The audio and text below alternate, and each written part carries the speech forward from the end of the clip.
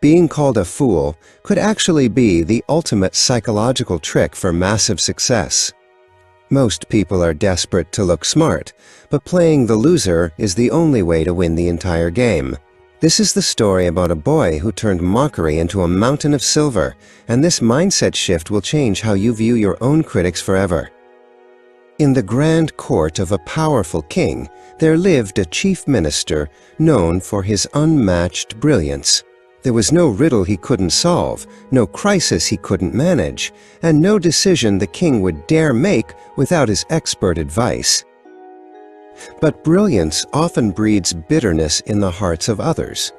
The other courtiers, fueled by a toxic jealousy, watched the minister's every move, waiting like predators for a single moment of weakness to strike at his reputation. One afternoon, the king sat upon his throne with mocking glint in his eyes. He prepared a public humiliation. "My dear minister," the king began, his voice dripping, "you are a man of infinite wisdom, yet it seems your son does not even have a grain of your intelligence." The minister felt a cold chill. "Your Majesty," he replied, his voice steady but his heart racing, "why do you speak such heavy words against my own blood?" The king leaned forward, a smirk playing on his lips. "Every morning when I walk among the people, I see your son. I test him with a simple choice, gold or silver. Without fail," the king laughed, "your boy reaches for the silver and tells me it is worth more. He is the laughingstock of the entire kingdom." Laughter erupted like a sudden storm throughout the court. The minister felt the heat of embarrassment rise to his face, his pride shattered by the echoing giggles of his rivals who enjoyed this emotional blow. Without uttering another word, the minister left the palace, his heart heavy with a mixture of anger and disappointment.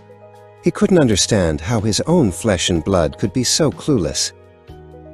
When he reached home, he found his son sitting quietly in the courtyard. The minister didn't offer a greeting. Instead, he barked out a question. "Tell me, boy, which is more valuable, gold or silver?"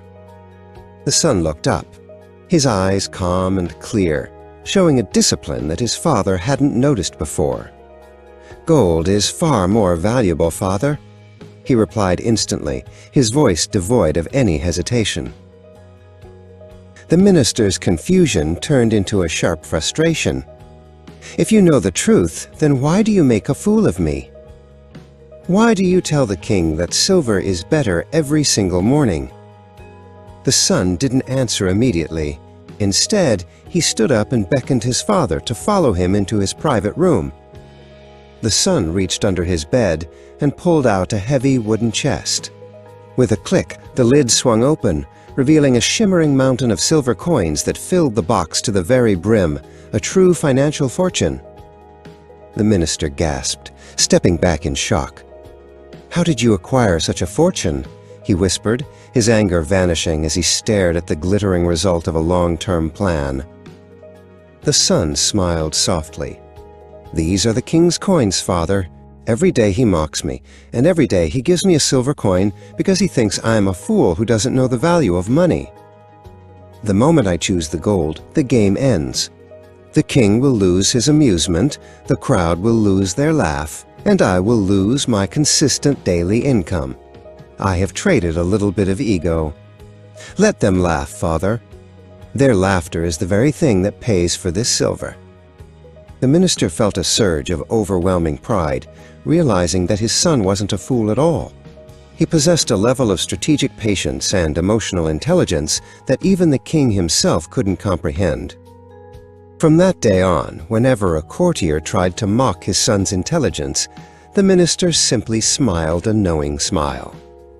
He knew that true wisdom doesn't need an audience, it only needs a result.